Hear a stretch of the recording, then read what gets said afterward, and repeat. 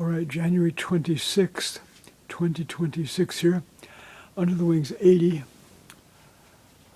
in memory of American GI Private First Class Morton Goldstein, born in New Jersey. He was executed by a Nazi sergeant, I believe.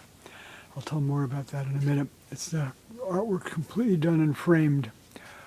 I'm going to talk a little bit about some of the history overlapping what I've portrayed here. I first learned about Goldstein in the book Soldiers and Slaves, American POWs Trapped in Nazis' Final Gamble, authored by a New York Times writer, Roger Cohen, published in 2005. He was, again, born in New Jersey in 1922, and Goldstein was captured at the Battle of the Bulge. I have to check on the year of that, or the exact date. I think it was in 1945. He was shot to death on March 15th, 1945, while a POW, prisoner of war, in a Nazi concentration death camp called Berga. And somewhere between 60 and 80 other GIs, American soldier POWs, were also executed, shot, beaten to death, so on, worked to death, either because they had Jewish surnames, like Goldstein, or because they looked Jewish. And also going to mention President Roosevelt died on April 12th, 1945. Like just about a month, almost a month later. World War II ended in Europe on May 8th, 1945. And the United States issued a stamp about the United Nations, which I found one of these stamps in my early teen years stamp collection, which I still own, towards United Nations, April 12th, 1945. It says Franklin D. Roosevelt, 5 cents U.S. postage. Okay, and World War II ended in Europe on May 8th, 1945. We have allegorical sea monsters, a couple of insects here, allegorical, and this big allegorical sea monster here. We have this and this other piece here. And this here are pieces from a linoleum block print, aka lino cut I did. I began in the early 1990s, which I completed in 2003, about Primo Levi, the late Italian Jewish chemist, slave labor survivor, at a part of the Auschwitz-Birkenau death camp complex, which was in Nazi-occupied Poland.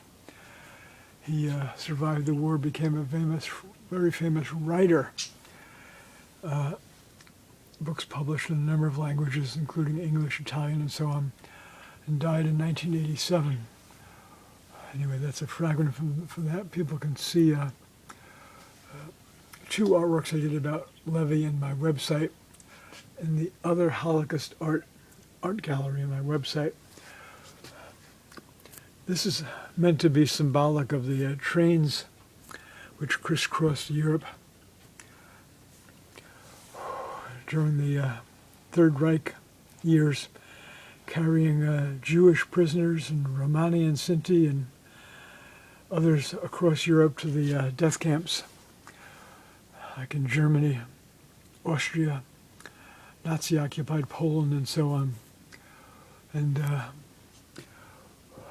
thinking of President Trump, I'm still reeling from his, what was reported in the news on October 22nd and October 23rd, 2024, by John Kelly, Trump's former chief of staff, that Trump had stated Hitler did some good things, and referring to Adolf Hitler, the Nazi dictator, autocratic leader of the Third Reich. And he also, Mr. Kelly also reported that Trump expressed admiration for Third Reich generals for their devotion to Hitler. And he wondered why American generals couldn't be like that. It's just absolutely appalling, as those Third Reich generals perpetrated and led the murder by the German Third Reich military and the murder of millions of people all around Nazi-occupied Europe and in Nazi-allied countries as well. Whew. Okay. And I think of Trump's audacity in having his name emblazoned on the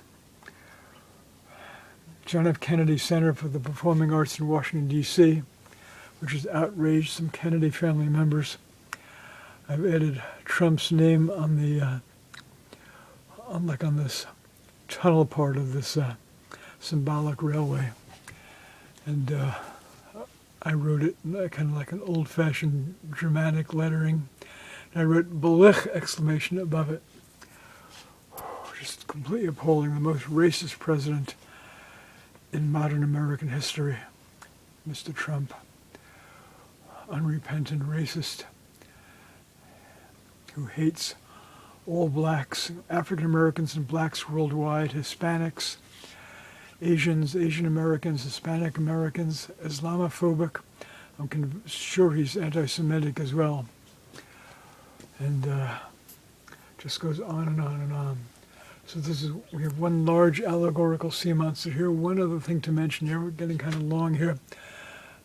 2 other postage stamps I adhered. This one of Hitler, Deutsche Reich 25 Pfennig, was issued in 1941 by the Third Reich. This Deutsche Reich newspaper stamp was issued in 1939 for people buying newspapers that they wanted to mail outside of Germany. 5 Pfennig. All right, there you have it. And I'm going to be framing a comparably sized drawing I did in 1984 at Auschwitz, at the sitting on the ground near the entryway, which I got a frame for it. I may attach that frame on the left side here to this frame. All right, so stay tuned. In memory of Morton Goldstein. So close to war's end when he was brutally murdered, executed.